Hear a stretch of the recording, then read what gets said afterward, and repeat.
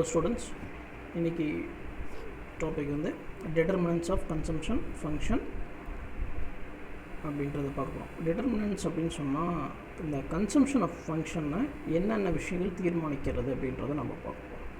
இல்லை, first thing, these consumption function are categorized into two factors. One is subjective and objective. The consumption functions are determined by two factors. One is subjective and objective. Okay. J.M. Keynes has divided the factors influencing consumption into two, namely subjective and objective factors. Okay. Subjective and objective factors. What is subjective factors? Subjective factors is nothing but it is an internal factor related to psychological feeling. நம்மளோட மனசு சம்பந்தப்பட்ட ஒரு விஷயம். ஓகேங்களா? The major subjective factors influencing consumption function are listed by Keynes in 8 motives. Okay, Keynes listed this thing in 8 motives. Okay. And the 8 motives என்ன அப்படின்னு பார்க்க போகிறோம். First thing, the motive of precaution. Precaution na முன்னெச்சரிக்கை. Okay, to build up a reserve against unforeseen contingencies. எதிர்கால தேவைக்காக ஒரு சில அமௌண்ட்ஸை நம்ம சேகரித்து வச்சுருப்போம், ரிசர்வாக வச்சுருப்போம், கையிருப்பு வச்சுருப்போம். சரிங்களா? ஒரு உடம்பு சரியில்லாமல் போச்சு, இல்லை ஏதாவது ஒரு ஆக்சிடெண்ட் ஆகிடுச்சு, இந்த மாதிரி ஏதாவது ஒரு அன்எக்ஸ்பெக்டட் திங்காக முன்னெச்சரிக்கையாக நம்மளோட திங்ஸை நம்ம ரிசர்வாக வச்சுருக்கிறது ஒரு விஷயம். That is motive of precaution அப்படின்னு சொல்கிறது. And motive of foresight. சரிங்களா? ஃப்யூச்சரில் இதெல்லாம் இருக்கலாம், தேவைப்படலாம் அப்படின்ற மாதிரி ஒன்று. The desire to provide a anticipated future needs. எதிர்காலத்தில் நமக்கு தேவைப்படுற மாதிரி இருக்கக்கூடிய விஷயத்துக்காக நம்ம கையிருப்பு வைக்கிறது ஒன்று. அது வந்து ஃப்யூச்சர் நீட்ஸ், ஓல்டேஜ், வயசான காலத்தில் நமக்கு பணம் தேவைப்படும் அப்படின்ட்டு நம்ம ஐடியா பண்ணி நம்ம கன்சியூம் பண்ணுறது ஒன்று. Next one,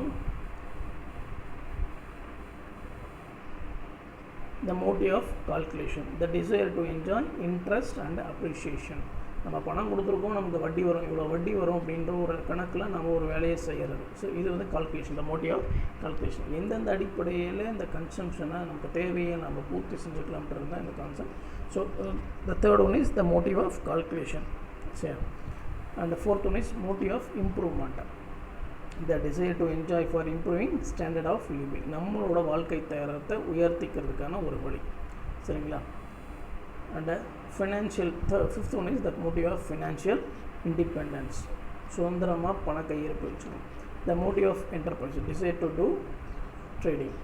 the motive of enterprise, ஒரு பிஸ்னஸ் பண்ணணும் அப்படின்ற மாதிரி. The motive of pride, desire to quick fortune, பெருமைக்காக. The motive of avarice, purely muscle instinct. சரிங்களா? and these are the 8 motives which are called as subjective factors of consumption function. Okay.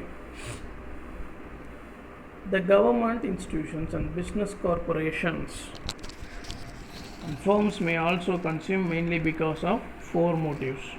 இப்போ தனி மனிதனுக்கு இந்தந்த விஷயத்தில் கன்சியூம் பண்ணணும் அப்படின்ற ஒரு கான்செப்ட் இருக்குது. அதே மாதிரி நிறுவனங்களுக்கும் there are 4 motives. The motive of enterprise, the desire to obtain resources to carry out further capital investment without incurring debt.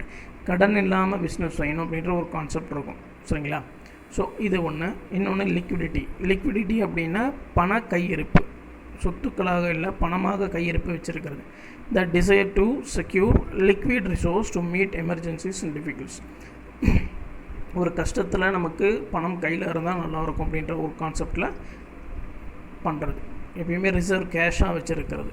The motive of improvement, the desire to secure a rising income and to demonstrate successful management. பிஸ்னஸில் income அதிகரிக்கிறதுக்கான ஒரு வாய்ப்புகள் பார்க்குறது. The motive of financial prudence, to desire to ensure adequate financial provision against depreciation and obsolescence and discharge debt. சஃபிஷியண்ட்டான financial source இருக்கிற மாதிரி பார்த்துக்கிறது. இதெல்லாம் ஒரு கன்சம்ஷன், பிஸ்னஸில் இருக்கிறவங்க பார்க்கக்கூடிய ஒரு கன்சம்ஷன் ஆட்டிடியூட். அதே மாதிரி இண்டிவிஜுவல்ஸ் பார்க்கக்கூடிய கன்சம்ஷன் ஆட்டிடியூட் அப்படின்றது 8 கேரக்டராக பார்த்துருக்கோம், 8 ஃபேக்டர்ஸாக. பிஸ்னஸ் என்டர்பிரைஸில் இருக்கவங்க பார்க்குறது 4 ஆட்டிடியூடாக நம்ம பார்த்துருக்கோம். According to Keynes, the subjective factors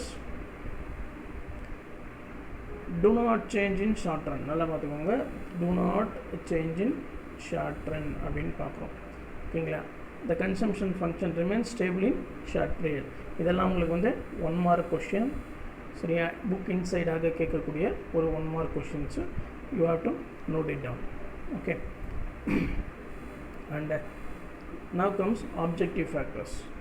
Objective factors are the external factors which are real and measurable. நமக்கு கண்ணுக்கு தெரியக்கூடிய புலப்படக்கூடிய ஒரு விஷயங்கள், ரியலாக நடக்கக்கூடிய விஷயங்களை அதை பற்றி தான் ஆப்ஜெக்டிவ் ஃபேக்டர்னு சொல்கிறோம். அதை நம்மளால் கணக்கிட முடியும். சைக்காலஜிக்கல் ஃபேக்டர்ஸை நம்மளால் கணக்கிட முடியாது, சப்ஜெக்டிவ் ஃபேக்டர்ஸை நம்மளால் கணக்கிட முடியாது. பட் ஆனால் ஆப்ஜெக்டிவ் ஃபேக்டர்ஸை நம்ம கணக்கிட முடியும். These factors can be easily change in long run. ஒரு லாங் ரன் அப்படின்னா ரொம்ப காலத்துக்கு இந்த விஷயத்தை நம்ம செய்ய போகிறோன்னா நம்ம அடிக்கடி மாற்றத்துக்கான வாய்ப்புகள் இருக்கும். Major objective factors R income distribution. First one, if there is a large disparity between rich and poor, ரிச்சுக்கும் புவருக்கும் ஏற்றத்தாழ்வுகள் அதிகமாக இருக்குது அப்படின்னா கன்சம்ஷன் கம்மியாக இருக்கும். Because the rich people have low propensity to consume and high propensity to save. பணக்காரர்கள் குறைவான consumption ஆட்டிடியூடை வச்சுருப்பாங்க, அதிகமான சேவிங் ஆட்டிடியூடை வச்சுருப்பாங்க. பட் அதே மாதிரி ஆனால் புவரை பார்த்திங்கன்னா கன்சம்ஷனும் சேவிங்கும் பெரிய அளவுக்கு வித்தியாசங்கள்லாம் இருக்காது. The community with more equal distribution of income tends to have high propensity to consume. அதாவது ஒரே ஈக்குவல் டிஸ்ட்ரிபியூஷனாக இருந்தால் எல்லாருமே ரிச் அண்ட் புவர் 2 பேருமே ஹை லெவலான கன்சம்ஷன் ஆட்டிடியூடை வச்சுருப்பாங்க. இந்த விஷயத்தை VRKV ராவும் அக்செப்ட் பண்ணுற மாதிரி இருக்குது. Okay, next one price level. First one income distribution, second one is price level. So price level plays an important role in determining consumption function. The consumption function தீர்மானிக்கிறதுல price ஒரு முக்கியமான பங்காற்றுறது அப்படின்னு சொல்லியிருக்கேன். When price falls, real income goes up. People will consume more and propensity to save in the society increases. மக்கள் அதிகமாக consume பண்ணுவாங்க, அதே நேரத்தில் savings ஆட்டிடியூடும் கொஞ்சம் அதிகமாக இருக்கும், ஏன்னா ஓவரால் சொசைட்டியாக பார்க்கும்போது. Okay, next one, wage. Wage plays an important role in determining consumption function. Price important role and wage important role in determining the consumption function. And there is a positive relationship between wage and consumption. ஒரு பாசிட்டிவான relationship நுகர்வுக்கும் கூலிக்கும் அடிப்படையில் உண்டு அப்படின்னு சொல்லியிருக்காங்க. Consumption expenditure increases with the rise in wages. கூலி அதிகமாக consumption ஆட்டிடியூடும் அதிகமாகும் அப்படின்னு சொல்லியிருக்கோம். Okay, and next one interest rate, வட்டி விகிதம் அப்படின்னு சொல்லுவோம். Rate of interest plays an important role. Rate of interest, வட்டி விகிதம் அப்படின்றது ஒரு முக்கியமான ஒரு கன்சம்ஷன் ஃபங்க்ஷனில் ப்ளே ஆகுது அப்படின்னு சொல்லியிருக்காங்க. வட்டிக்கு அதிகமாக இருந்தது அப்படின்னு சொன்னால் people consume less. If the rate of interest is low, then people will consume more அப்படின்றது ஒரு கான்செப்ட் இருக்குது. So higher rate of interest will encourage people to save. அதிகப்படியான வட்டி விகிதம் இருந்தால் மக்கள் செலவு செய்யாமல் அதை சேவ் பண்ணி வைக்கணும்னு தான் நினைப்பாங்க. இதே வட்டி விகிதம் குறைவாக இருந்தால் கன்சியூம் பண்ண நினைப்பாங்க. And reduces consumption, this thing. Okay, fiscal policy. Fiscal policy அப்படின்றத பொருளாதார கொள்கை அப்படின்னு சொல்லுவோம். When government reduces the tax, the disposable income rises and the propensity to consume of the community increases. டேக்ஸை குறைச்சிது அப்படின்னா இன்கம் ரைஸ் ஆகும், அதே நேரத்தில் கன்சியூம் ஆட்டிடியூடும் அதிகமாகும் அப்படின்னு சொல்லியிருக்காங்க. Okay, and credit, consumer credit. The availability of consumer credit at easy installments will encourage household to buy consumer durables. Credit facility அதிகமாக கிடைச்சது அப்படின்னா எல்லா மக்களும் பொருட்கள் வாங்கிறதுக்கான ஒரு ஆசையை தூண்டும், அதனால் பொருட்கள் வாங்குவாங்க. ஸோ அதனால் சொசைட்டியோட இன்கம் க்ரோத் ஆகும் அப்படின்னு சொல்கிறாங்க. Okay, example fridge, computer. Okay, this push up the consumption. Demographic factor. Ceteris paribus, The larger the size of family, the greater the consumption. குடும்பம் பெரிய அளவில் இருந்தால் தேவைகளும் அதிகமாக இருக்கும். அதே நேரத்தில் குடும்பம் சின்னதாக இருந்தால் தேவைகள் குறைவாக இருக்கும் அப்படின்னு சொல்லியிருக்காங்க. ஸோ ஃபேமிலியோட சைஸ், ஃபேமிலியோட ஸ்டாண்டர்ட் ஆஃப் லிவிங் இதெல்லாம் ஒரு கன்சம்ஷன் ஆட்டிடியூடை டிசைட் பண்ணும் அப்படின்னு சொல்லியிருக்காங்க இந்த பேராவில். Okay, next one is Duesenberry hypothesis. இது ஒரு 2 mark question. What is Duesenberry hypothesis அப்படின்னு கேட்பாங்க. Duesenberry had made 2 observations regarding the factor affecting consumption. Consumption affect பண்ணக்கூடிய 2 ஃபேக்டர்ஸை இவர் மென்ஷன் பண்ணியிருக்காங்க. ஒன்று, the consumption expenditure depends not only on the current income but also past income and standard of living. ஒரு consumption ஃபங்க்ஷனை தீர்மானிக்கிறது present income மட்டும் கிடையாது, ஏற்கனவே நம்ம சேமித்து வச்சுருக்கக்கூடிய அந்த சேவிங்ஸ் ப்ளஸ் நம்மளோட ஸ்டாண்டர்ட் ஆஃப் லிவிங்கும் தீர்மானிக்குது அப்படின்னு சொல்லியிருக்காரு. ஓகே, நம்மளோட வாழ்க்கை தரம் ஒன்று தீர்மானிக்கும். நான் பணக்கார மாதிரி வாழணும் அப்படின்னு நினச்சேன்னா அவன மாதிரி ஆட்டிடியூடெல்லாம் வச்சுருந்தேன்னா நிறைய நான் செலவிப்பேன். நான் ரொம்ப சிம்பிளாக வாழணும்னு நினச்சா அந்த மாதிரி ஸ்டாண்டர்ட் ஆஃப் லிவிங் தான் என்கிட்ட இருக்கும், அதுக்கான கன்சம்ஷன் ஆட்டிடியூட் மட்டும்தான் என்கிட்ட இருக்கும். ஸோ இது ஒரு point. Next one, consumption is influenced by demonstration effect. Okay, the poor people want to imitate the consumption pattern rich. அதாவது ரிச் பீப்புள் மாதிரி வாங்கணும்னு நினச்சா நான் என்னோடய ஆட்டிடியூட் மாறிடும், புவர் பீப்புள் மாதிரி இருக்கணும்னா என்னோடய ஆட்டிடியூட் மாறும். இதே தான், சரிங்களா? So these are the 2 main concepts of Duesenberry. ஓகேங்களா? அந்த வயலட்டில் மார்க் பண்ணியிருக்கிறது அதோட எக்ஸ்ப்ளனேஷன் தான். சிம்பிளாக உங்களுக்கு தமிழில் சொல்லியிருக்கேன், அதோட எக்ஸ்ப்ளனேஷன் தான். Windfall gains or losses. Windfall gains or losses அப்படின்னு சொல்லக்கூடியது ஸ்டாக் எக்ஸ்சேஞ்சில் நம்ம பார்க்குறது. Unexpected changes in the stock market leading to gain or loss. எதிர்பாராத விதமாக நடக்கக்கூடிய நிகழ்வுகள்னால நமக்கு லாபமோ இல்லை நஷ்டமோ ஏற்பட்டால் அதுக்கு பேர் வின்ஃபால் கெயின்ஸ் ஆர் லாஸஸ் அப்படின்னு நம்ம சொல்கிறோம். சரியா? Which tends to shift the consumption function upward or downfall. அந்த லாபம் நஷ்டங்கள் எதிர்பாராத விதமாக போகிறது நம்மளோட கன்சம்ஷன் ஆட்டிடியூடை மேல் நோக்கியோ இல்லை கீழ் நோக்கியோ கொண்டு போகிறதுக்கான வாய்ப்புகள் உண்டு அப்படின்னு நம்ம சொல்லுவோம். Next one is investment function. இப்போ ஃபஸ்ட்டு பார்த்தது கன்சம்ஷன், இப்போ பார்க்க போகிறது இன்வெஸ்ட்மெண்ட். கன்சம்ஷன் அப்படின்றது நுகர்வு, சரிங்களா? இந்த கன்சம்ஷன் என்னென்ன ஃபேக்டர்ஸில் அஃபெக்ட் ஆகுது அப்படின்னு பார்ப்போம். இந்த 2 factors, one is subjective and objective. Subjective factor அப்படின்றது சைக்காலஜிக்கல் ஃபீலிங்கால் ஏற்படக்கூடியது, ஆப்ஜெக்டிவ்ன்றது ரியல் டைமாக ஏற்படக்கூடிய ஒரு விஷயம். ஓகேங்களா? இப்போ நம்ம பார்க்க போகிறது இன்வெஸ்ட்மெண்ட் ஃபங்க்ஷன். இன்வெஸ்ட்மெண்ட் அப்படின்னா எந்த விஷயத்துக்காக எப்படி நம்ம இன்வெஸ்ட்மெண்ட் பண்ண போகிறோம் அப்படின்ற ஒரு விஷயம். இந்த investment function refers to investment interest rate relationship. இன்வெஸ்ட்மெண்ட்டுக்கும் மூலதனத்துக்கும், சரிங்களா, முதலீடுக்கும் ரேட் ஆஃப் இன்ட்ரெஸ்ட் வட்டி வீதத்துக்கும் உள்ள ஒரு தொடர்பு அப்படின்னு நம்ம பார்க்குறோம். There is a functional and inverse relationship between rate of interest and investment.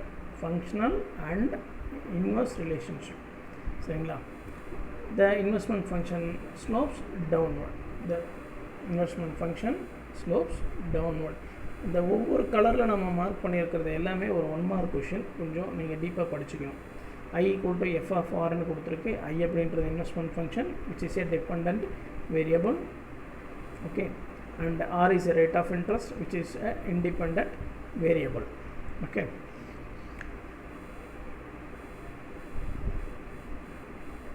So here comes the meaning of investment. The term investment means purchase of stocks, shares, debentures, government bonds, equities.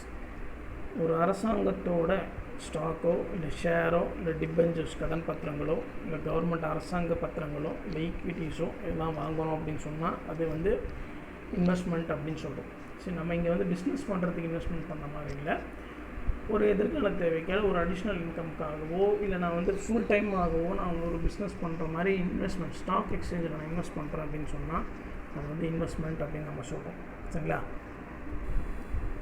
According to Keynes, it is only a financial investment. It is only a financial investment and not real investment. Not real investment. Real investment அப்படின்னு சொல்கிறக்கூடியது ஆப்ஜெக்டிவாக இருக்கும், நம்ம business பண்ணுற மாதிரி இருக்கும். இது வந்து financial functional investment மட்டும் தான் இருக்கும். வேறு ஒரு பொருள் மேலே நம்ம பணத்தை கொட்டுறோம், அது நமக்கு லாபமோ நஷ்டமோ ஏற்படக்கூடிய ஒரு விஷயத்தை கொடுக்கும். சரிங்களா? This type of investments does result in an addition to stock of real capital of a nation. இந்த மாதிரி நான் இன்வெஸ்ட்மெண்ட் பண்ணுறேன் அப்படின்னு சொன்னால் அந்த ஸ்டாக்கோட வேல்யூவை இம்ப்ரூவ் பண்ணி கொடுக்கும். அந்த கண்ட்ரியோட ஸ்டாக்கோட வேல்யூவை இம்ப்ரூவ் பண்ணி கொடுக்கறதுக்கு தான் பயன்படும்.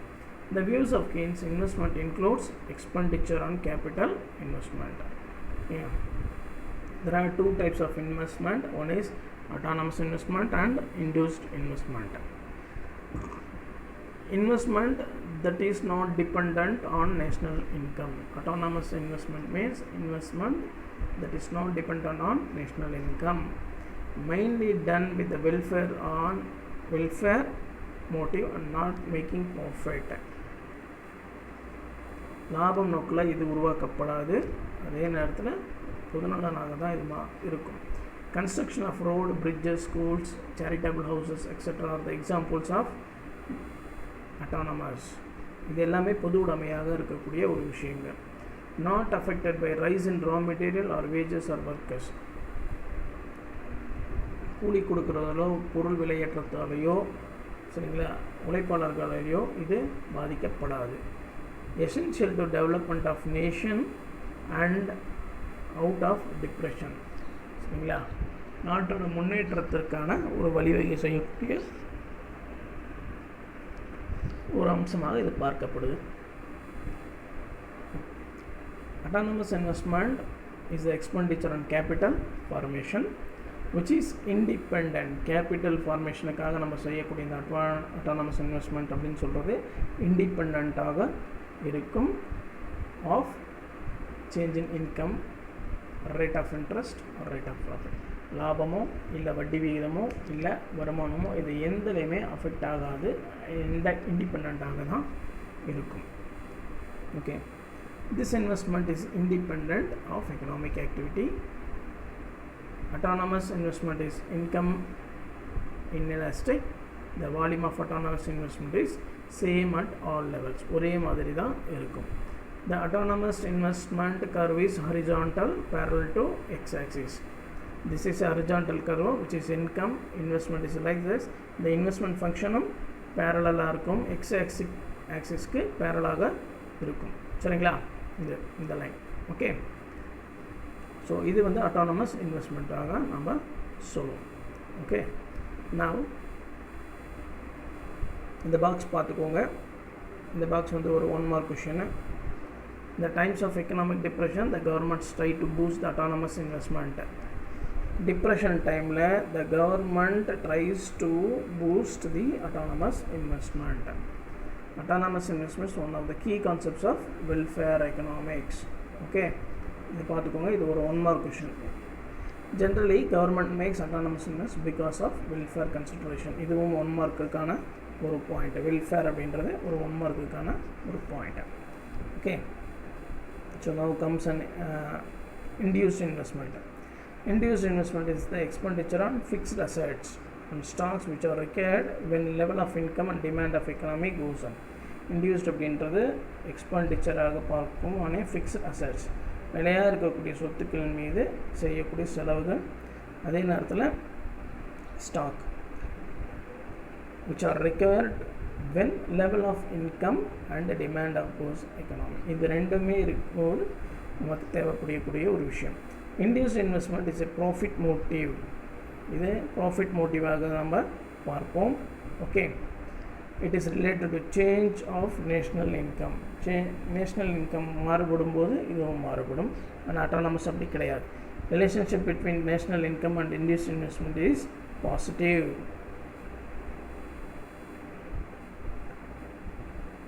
Always positive. Decrease in national income leads to decrease in induced in investment and vice versa. Increase ஆனால் increase ஆகும், decrease ஆனால் decrease ஆகும். Okay, autonomous income inelastic. இங்கே induced அப்படின்றது income elastic இருக்கும், which is positively sloped. Okay, so here comes an GNP investment கொடுத்துருக்கு. இது வந்து பாசிட்டிவ் ஸ்லோப்பாக இருக்கும். இது சரி, அது பேரலாக இருக்கும், ஆனால் இது பேரலல் கிடையாது, பாசிட்டிவ் ஸ்லோப்பாக இருக்கும். Right, So now here is an differentiation, autonomous and induced. Autonomous investment is independent, where it is a induced is a planned. Which is autonomous is income inelastic, okay, which is welfare motive, இது profit motive. ஓகேங்களா, இதுதான் இருக்கக்கூடிய ஒரு சின்ன differentiation. இது ஒரு 2 mark question. Okay, and now what are the determinants of investment function. Investment ஃபங்க்ஷனை தீர்மானிக்கக்கூடிய விஷயங்கள் என்ன அப்படின்றத பார்க்க போகிறோம். The classical economists believed that investment depend exclusively on rate of interest.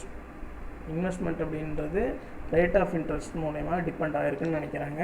But in ரியாலிட்டியில் depends on number of factors. In reality depends on number of factors. அது என்னன்னு பார்க்க போகிறோம். So here given and almost 12 concepts. Okay, one is rate of interest. Okay, level of uncertainty. சரியா, எப்படி இருக்கும் அப்படின்றது தெரியாது, நம்ம எவ்வளோ வரும் அப்படின்னு தெரியாது, அந்த மாதிரி ஒரு கான்செப்ட்டு. பொலிட்டிக்கல், அரசியல் சூழ்நிலை. Population, growth of population. Stock of capital goods. Necessity of new products, புது ப்ராடக்ட்டுக்கு. Level of income of investors. Inventions and innovations. சரியா, புதிய கண்டுபிடிப்புகள் அப்படின்னு சொல்கிறது. கன்சியூமர் டிமாண்ட், மக்களுக்கான தேவை. மாநிலங்களின் கொள்கைகள், policy of the state. Availability of capital, மூலதன கையிருப்பு நம்மக்கிட்ட. Liquid assets of the investors, மூலதனம் செய்யக்கூடியவங்களோட பண கையிருப்பு.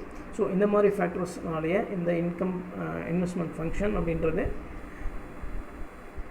தீர்மானிக்கப்படுது அப்படின்னு சொல்கிறாங்க. However, Keynes contended that business expectations and profits are more important in deciding investment. Okay, he also pointed out that investment depends on marginal efficiency. Okay, profit மட்டும் கிடையாது, இது இன்னொரு ஃபேக்டர்லையும் டிபெண்ட் ஆகிருக்கு. Marginal efficiency of capital and rate of interest, இந்த ரெண்டு மூலயமாகவும் depend ஆகிருக்கு அப்படின்னு சொல்கிறாங்க. Okay, so private investment is an increase in capital stock, such as buying a factory or machine. Private investment is an increase in capital stock. Okay, and the marginal efficiency of capital states the rate of return on investment project. Rate of return on investment project. Okay, இந்த rate of interest நான் வச்சுக்கணும். Rate of interest திருப்பி கிடைக்கக்கூடிய ஒரு விகிதம். Specifically it refers to annual percentage அப்படின்ற கணக்கில் நம்ம பார்ப்போம். If the marginal efficiency of capital is 5% and interest is 4%, then it is worth borrowing at 4% to get an expected increase in output 5%. Marginal efficiency capital 5% இருக்கும்போது, interest rate 4% இருக்கும்போது நாம் கடன் வாங்கலாம். Okay, நம்ம கடன் வாங்கலாம், ஏன்னா நம்மளோட அவுட்புட் 5% கிடைக்கும் அப்படின்றதுனால. ஓகே, இஃப் இந்த மாதிரி இதே ஆப்போசிட்டாக இருந்தால் நம்ம வாங்கக்கூடாது. So now the relationship between rate of interest and investment. An explanation how the rate of interest influence the level of investment in the economy is given below.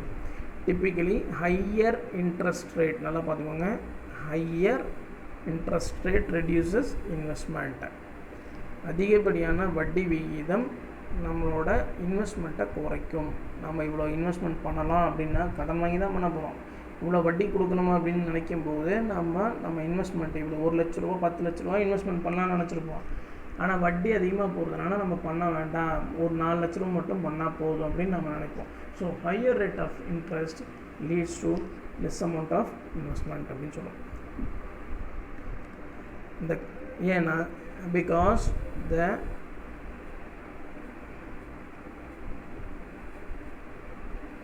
because higher rates of increase the cost of borrowing and require investment of higher rate of return in profitable. அதிகப்படியான profit நமக்கு கிடைக்காது. Okay, now interest rate and investment நமக்கு கொடுத்துருக்கு. Interest rate ஒய்லேயும் investment எக்ஸ்லேயும் கொடுத்துருக்கு. இப்போது rate of interest 5%, இங்கே 8%. Okay, இங்கே 80 figure ஒன்று கொடுத்துருக்கு. 0 to 80 நான் பண்ணுறேன் அப்படின்னு சொன்னால் என்னால் 8% வட்டி இருக்குன்னு அர்த்தம் எனக்கு. ஓகே, எனக்கு 8% வட்டி. இதே 100 நான் இன்வெஸ்ட்மெண்ட் பண்ணுறேன், அமௌண்ட் வேல்யூ பண்ணுறேன் அப்படின்னா எனக்கு 5%. கம்மியான இன்ட்ரெஸ்ட் இருக்கும்போது நான் அதிகமாக பண்ணுறேன். Okay,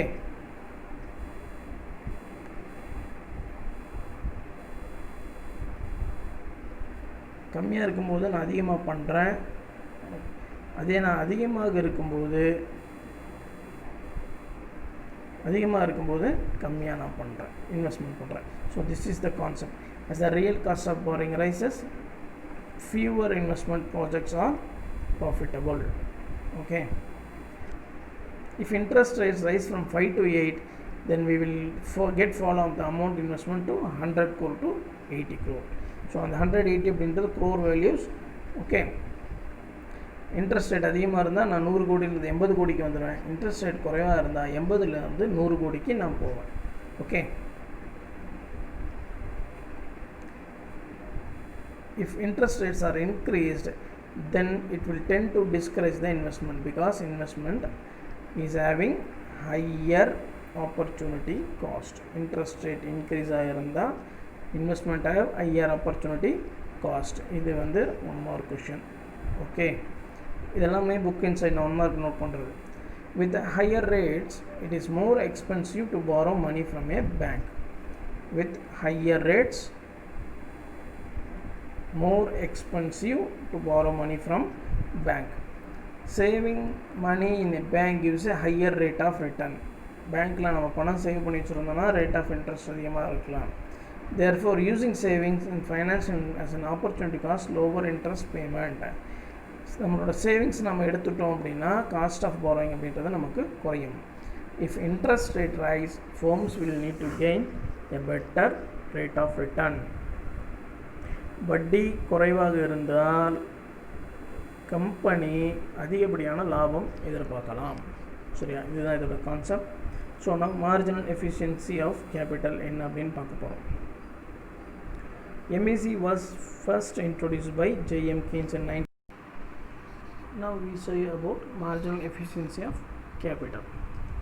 Marginal efficiency of capital was first introduced by J.M. Keynes in 1936. Okay, the MEC is expected profitable to additional capital assets. ஒவ்வொரு அசெட் நம்ம சேர்த்திட்டு போக போக நமக்கான ப்ராஃபிட்டபிலிட்டி என்ன அப்படின்றது சொல்கிறது தான் இந்த MEC அப்படின்னு நம்ம சொன்னோம். MEC is the rate of discount which makes the discounted percent value of expected income. Okay.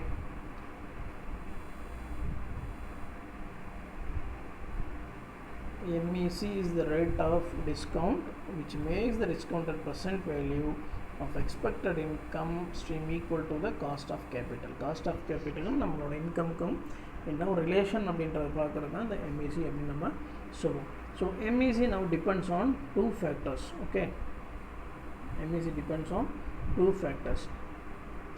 The prospective yield from a capital asset. Capital assets இருந்து நம்ம எவ்வளவு yield பண்ணோம். The supply price of capital assets. Capital assetsக்கான sale price என்ன அப்படின்றத இது சொல்லும். ஓகேங்களா, இந்த ரெண்டு விஷயத்தை வருமானம் எவ்வளோ இருக்குது, அதுக்கான எக்ஸ்பெண்டிச்சர் என்ன இருக்குது அப்படின்றத நம்ம பார்க்கோம். ஃபேக்டர்ஸ் அஃபெக்டிங் MEC அப்படின்னு சொல்லுவோம். 3 factors affects MEC அப்படின்னு நம்ம சொல்லுவோம்.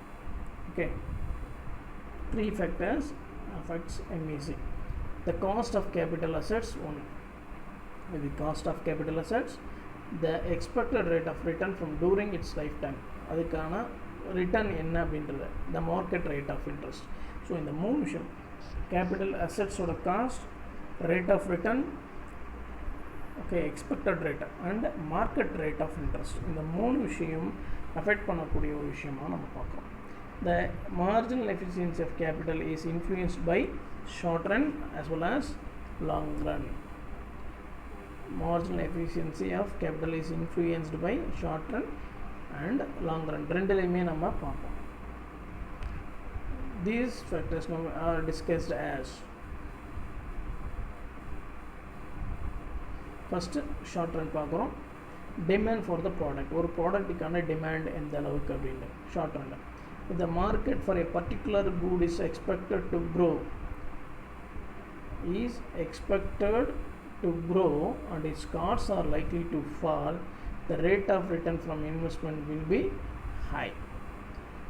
ஒரு ப்ராடக்ட்டுக்கான காஸ்ட் குறையுது, டிமாண்ட் அதிகமாகுது அப்படின்னா அதில் இன்வெஸ்ட்மெண்ட்டுக்கான ரேட் ஆஃப் இன்வெஸ்ட்மெண்ட்க்கு ரிட்டர்ன் வந்து ஹையாக இருக்கும் அப்படின்னு நம்ம சொல்கிறோம். If enterprise expect a fall in demand for goods and rise in cost, investment decline. அதாவது டிமாண்ட் குறைவாக இருக்குது, ரேட் அதிகமாக போகுது அப்படின்னு சொல்லிட்டோம் அப்படின்னா இன்வெஸ்ட்மெண்ட் குறைஞ்சிரும். ஓகே, இது demand. And liquid assets next one. If the entrepreneurs are holding large volume of working capital, holding கையிருப்பு அதிகமான கேபிட்டல் இருக்குன்னா, then they can take an advantage of investment opportunity that come in their way.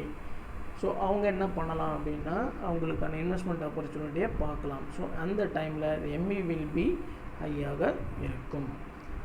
இது liquid. Sudden changes in income, third one, sudden changes in income. The MEC also influenced by sudden changes in income of the entrepreneurs if the business community gets windfall profits. If the business community gets windfall profits or tax concession, the MEC will be high. Okay, and hence the investment in the country will go. The windfall gains நமக்கு கிடைச்சதுன்னா இந்த MEC ஹையாக இருக்கும். So நம்ம கண்ட்ரியோட investment capital ரொம்ப அதிகமாக இருக்கும். அந்த other hand MEC falls when decrease in income. அதே நேரத்தில் எம்இசி குறையறதுக்கான வாய்ப்புகளும் இருக்குது. இன்கம் குறைஞ்சதுன்னா எம்இசி குறையறதுக்கான வாய்ப்புகளும் உண்டு. கரண்ட் ரேட் ஆஃப் இன்வெஸ்ட்மெண்ட், எந்த விகிதத்தில் இன்வெஸ்ட்மெண்ட் நம்ம பண்ணிகிட்ருக்கோம் இப்போது. Another factor which influence the MEC is the current rate of investment in a particular industry. ஒரு குறிப்பிட்ட தொழிற்சாலையில் ரேட் ஆஃப் இன்வெஸ்ட்மெண்ட் எப்படி போயிட்டுருக்கு அப்படின்ட்டு. If a particular industry much investment has already taken place and rate of investment currently going on in that industry is also very large, then the marginal efficiency of capital will be low. ஏற்கனவே investment நம்ம பண்ணியிருக்கோம், திரும்பவும் அதிலேயே நம்ம பண்ணுறோம் அப்படின்னு சொன்னால் அதுக்கான இன்வெஸ்ட்மெண்ட் கேபிட்டல் எஃபிஷியன்சி கேபிட்டல் வந்து ரொம்ப குறைவாக இருக்கும். கரண்ட்லி கோயிங் ஆனால் இருந்தால். Okay, waves of optimism and pessimism. The marginal efficiency of capital is also affected by the waves of optimism and pessimism. ஒருதலை பட்சமாக இல்லை டிபெண்ட்டாக இருந்துக்கிற மாதிரிலாம் இருந்தது அப்படின்னா அதுவும் இந்த மார்ஜினல் எஃபிஷியன்சி ஆஃப் கேபிட்டலை அஃபெக்ட் பண்ணும் அப்படின்னு சொல்லியிருக்காங்க. Okay, if businessmen are optimistic about future, the MEC will be likely to be high. ஆப்டிமிஸ்டாக இருந்தால் MEC ஹையாக இருக்கும். அதே பெசிமிஸ்டாக இருந்தால் MEC லோவாக இருக்கும். இஃப் பெசிமிசமாக இருந்தால் லோவாக இருக்கும். Okay, long run factors. What are the factors which affected in long run அப்படின்னு பார்ப்போம். சரிங்களா? Rate of growth of population, மக்கள் தொகை விகிதம் எந்த அளவுக்கு போயிட்டுருக்கோ அதை பொறுத்து இருக்கும். Marginal efficiency of capital is also influenced by rate of growth of population.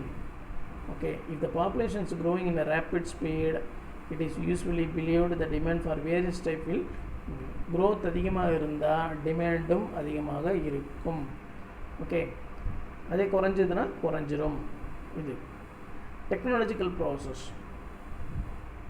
If the investment in technological development takes place in industry, the prospects of increasing net yield brightens. So technological development அதிகமாக இருந்ததுன்னா ஈல்டும் அதிகமாக எதிர்பார்க்கலாம். சரிங்களா? Automobile industry, rubber industry example கொடுத்துருக்கு. இந்த automobile industry and rubber industries. Okay, and monetary wage. Okay, monetary and fiscal policies. So yeah, cheap money policy and liberal tax policy pave the way to greater profit. Money பாஸும் tax பாலிசியும் குறைவாக இருந்ததுன்னா profit அதிகமாக நமக்கு கிடைக்கும். Monetary பணம், fiscal என்ற பொருளாதாரம் அப்படின்னு சொல்லுவோம். Okay. And political environment, political stability, அரசியல் சூழ்நிலை ஸ்மூத்தாக இருந்ததுன்னா நம்மளோட எம்இசி அதிகமாக நம்ம எதிர்பார்க்கலாம். ஓகே. ரிசோர்ஸ் அவைலபிலிட்டி, இது ஒரு முக்கியமான concept. Cheap and abundant supply of natural resources, efficient labor, stock capital enhance the MEC. Labour supply அபண்டண்ட்டாகவும் நேச்சுரல் ரிசோர்ஸ் அதிகமாகவும் இருக்கும் அப்படின்னா நம்ம எம்இசி அதிகமாக எதிர்பார்க்கலாம். ஸோ